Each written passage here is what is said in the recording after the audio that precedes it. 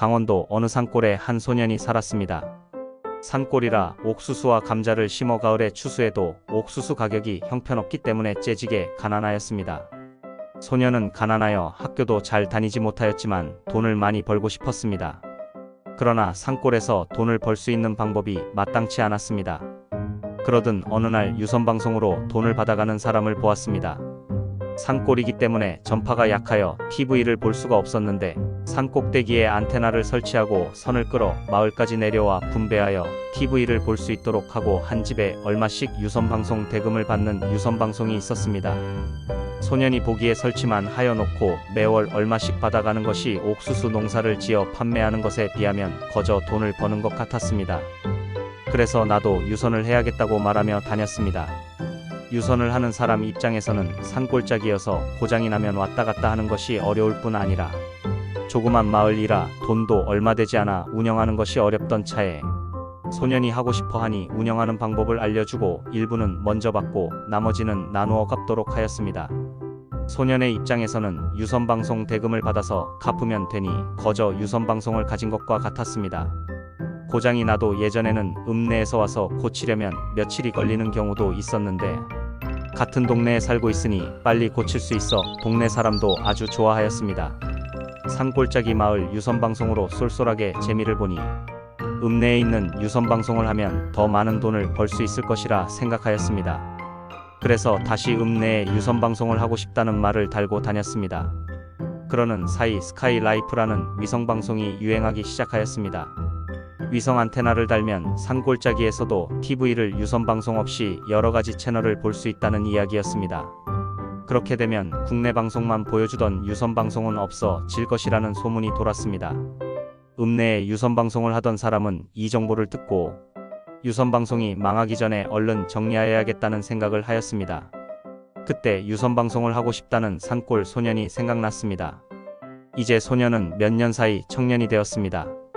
읍내의 유선방송 사장은 스카이라이프 위성방송으로 유선방송이 망하기 전에 청년에게 얼른 넘기면 되겠다고 생각하고 청년에게 일부의 돈을 받고 나중에 나누어 갚으라는 조건으로 읍내의 유선방송을 얼른 넘겨버렸습니다.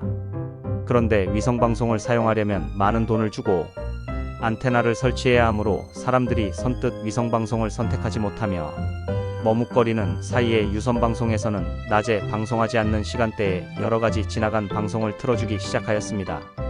그러다 점점 더 많은 민간 채널이 생기면서 많은 돈을 주고 위성 안테나를 설치하는 것보다 그냥 유선방송을 보는 것이 좋겠다는 생각을 많은 사람들이 하였습니다. 또한 인터넷이 시작되면서 유선방송과 인터넷을 함께 할 수 있게 되어 유선방송이 망하지 않고 운영되어 청년도 그럭저럭 돈을 벌 수 있었습니다. 그러던 어느 날 유선방송 청년 사장은 읍내에 있는 여관들은 낙후되어 다른 도시에서 오는 사람들이 여관을 이용하는 것이 불편하다는 이야기를 듣고 현대적인 깔끔한 여관을 지으면 돈을 벌 수 있을 것이라 생각하였습니다. 그 후로 청년 사장은 여관을 짓겠다는 말을 입에 달고 다녔습니다. 그러나 청년 사장에게는 땅을 사고 여관 건물을 지을 돈이 없었습니다. 그래서 사람들은 돈도 없는 놈이 무슨 여관을 지을 수 있냐고 비아냥댔습니다.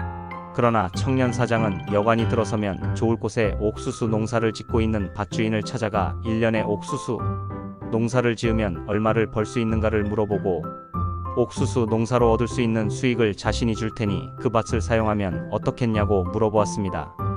밭주인은 힘들게 농사로 지어야 얻을 수 있는 돈을 밭 이용료로 준다고 하니 좋다고 승낙하였습니다. 청년 사장은 건축업자에게 얼마의 돈을 주고 여관을 지어주면 나머지 돈을 주겠다고 약속하였습니다. 여관이 다 지어지자 여관을 담보로 융자를 얻어 남은 건축비를 주었습니다. 새로 생긴 현대식 여관은 잘 되어 얼마 지나지 않아 융자금도 다 갚고 땅도 주인으로부터 매입을 하였습니다. 얼마 지나지 않아 청년 사장은 다른 지역에서는 불가마 찜질방이 유행하는 것을 보았습니다. 그러나 아직 읍내에는 예전에 낙후된 목욕탕만 있을 뿐 찜질방이 들어오지 않은 것을 보고 자신이 찜질방을 짓겠다 노래를 하고 다니기 시작하였습니다. 처음에는 산골놈이라고 얕보고 깔보았지만 유선방송에 번듯한 여관의 주인이 되고 보니 이제는 청년 사장이 한다고 하면 그렇게 될 것이라고 믿기 시작하였습니다. 그러니 건축업자나 자재업자들이 서로 자신이 찜질방을 지어주겠노라고 찾아와 자신에게 맡겨달라고 이야기하는 것이었습니다. 그래서 찜질방 땅이며 건축이 일사천리로 이루어져 얼마 지나지 않아 멋진 찜질방이 만들어져 많은 사람들이 이용하여 장사가 잘 되었습니다. 이제 산골 소녀는 유선방송과 현대식 여관 그리고 찜질방의 주인으로 알짜배기 청년 부자가 되었습니다. 산골 소녀는 이루고자 하는 것을 반복하여 말을 하면 이루어진다는 것을 청년 부자가 되어서 실증해 보였습니다. 성공의 비법으로 확언을 반복하면 이루어진다는 이야기를 많이 합니다. 이 소년의 성공 비법이야 말로 확언의 결과라 생각됩니다. 다음에는 왜 행동이 되지 않는가?로 찾아뵙겠습니다. 구독과 좋아요의 선택은 타인을 배려하는 습관을 만듭니다.